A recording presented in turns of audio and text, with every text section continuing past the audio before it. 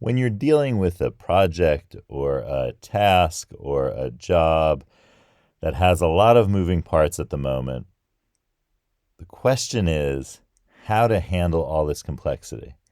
So on today's episode, we're going to ask the cards just that question. So stick around for today's episode of Life's Potluck Buffet.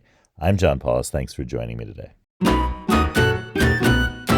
All right, I have the trusty cards in my hand, and what I'm going to do, as always, is shuffle them casually 3 times. Oh, I should mention that on the bottom of the deck is card 40. Try to see yourself with others' eyes from yesterday. So I've put that on the bottom of the deck, as I do. And then I'm going to do the 3 times casual shuffle. All right. There's 1, 2, 3. And I'll step away from the mic.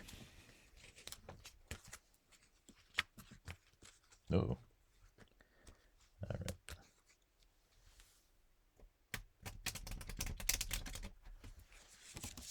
Okay, we did the final shuffle, melding together the cards. Now, I look for a gap in the cards. Now, there are 3 gaps today, so I'm going to pick the first. Well, yeah, I'm going to do this first one, which could be the third or the first, depending on which way you look at it. So we'll pretend it's the third.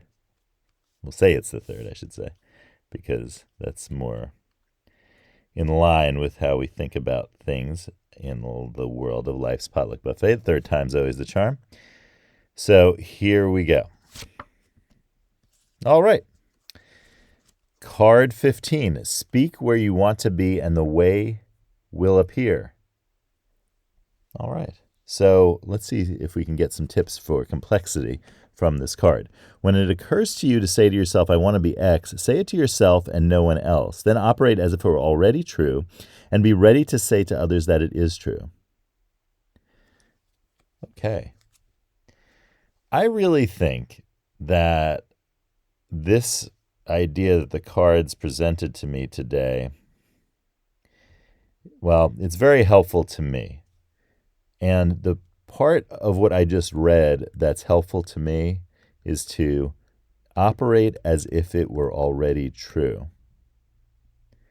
And to me, that means that I need to operate in terms of complexity and handling complexity, that I need to operate as if the complexity is no longer impeding my progress towards completing a goal. So that's number 1, embracing the complexity, saying that this feeling that I have about the complexity of this project or this work that I'm doing or a job I need to get done, that complexity is absolutely true. And I am going to operate as if that is not an impediment to the completion of this project. Because for me, when things get complex, they tend to kind of overwhelm. You tend to start to say, oh, but what about this part? And then that part? And then which part comes first? Should I do that part first? Or I need to talk to this person about that piece, but does that piece happen before this other piece? Right? That's the complexity I'm talking about, where there are many pieces to a puzzle. And we see that they're out there, but we're not exactly sure what order they go in. So the first thing is to embrace it and even view it as, in this case, I don't usually talk about things as pieces of puzzles. But I think in this case, it kind of makes sense because when you have pieces of a puzzle laid out on a table and they're all mixed up, you know vaguely the shapes of all the pieces. You don't know the exact shapes of all the pieces. And you certainly don't know which pieces they fit together with, just, unless you're puzzle genius, in which case maybe you see these things like a chess master or something. In which case, then you see it, and you don't need to worry about this episode. So enjoy some other episode of Life's Potluck Buffet. So, um, but for those of us who have need to kind of think of ways of approaching complexity, so that we don't get kind of overwhelmed. Because what happens when we get overwhelmed is we put things off. And we've been talking about this in terms of that Tomorrow Day episode where it's like you put off something until tomorrow because you're like, I don't know. I'm just going to pretend like it's not here. And I'll do it tomorrow, next week, whenever. And I'm just going to pretend like it doesn't exist. That kind of thing. And figuring out ways how to approach that. And for me, always what works is putting stuff in an orderly fashion on a calendar, because I think of ways of doing things as taking up time slots in my day. And I think of my day as a kind of, a day with pieces that are time slots. And so if I put in on my calendar these tasks that I need to do in an orderly fashion and then like extrapolate that out, that's my way of ordering things. Some people do just a list of things and they'll get to each item in a row. Other people have other ways. And I'd be interested to know what ways folks listening today have to order the work that they do. So that's it. That in itself is a different matter in terms of how you actually order the work. But to approach the complexity of the work altogether, I think thinking of it as this kind of puzzle is very helpful, because the shapes of the pieces are vaguely known to be a certain shape, right? You know they're going to have a cutout, and there's kind of going to be like a rounded part and like a cutout part and a positive and a negative part, so to speak, in terms of thinking about visual terms. A piece that sticks out or a part that goes in. And the key to solving the puzzle is to find which pieces go together. So I think that's really step one in handling complexity, is to just imagine what you're doing as a kind of puzzle where these are various pieces.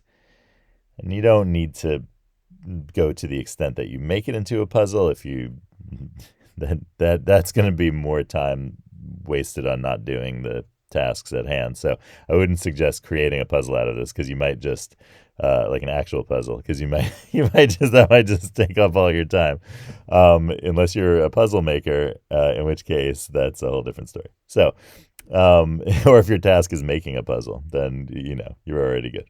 So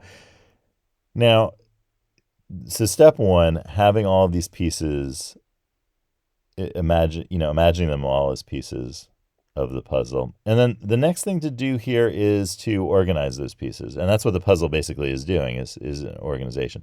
And I was just talking about how you can do that on a calendar, a list, just something that you're going to stay committed to. And I think that commitment is the key part here, because it says, I'm not going to let myself skip an item on the calendar or skip an item on the list.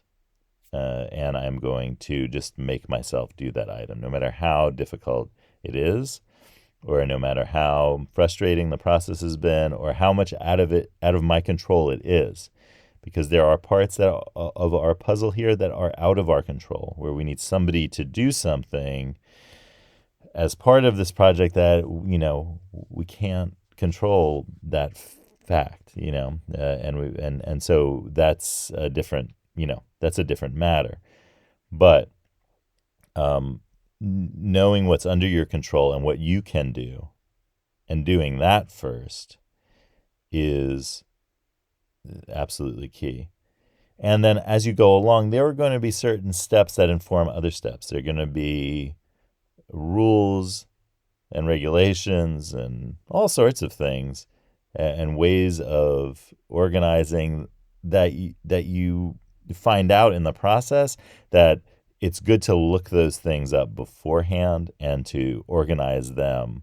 So any kind of, I'll call them restrictions that you're operating under. So this thing has to happen first because of, certain features that are set in stone, let's call. So identifying those set in stone features is a good way when you're making this list or doing your calendar. Figuring out those set in stone features and giving them a date. Hopefully they might have their own deadlines so that you can really, plug that in. That's a real great motivator. And then once you have those pieces set in stone, so those would be the first pieces you set in stone, are the ones where they're absolute deadlines, fixed dates, that something has to be done by that date. And then working backwards and saying, okay, well, what needs to be done so that happens before that date? And then, then working backwards, you can see up until this very moment right now what you need to start doing. So give that a try when you next have something complex to handle, and let me know what happens. And I'll see you next time on Life's Potluck Buffet. Thanks for joining me.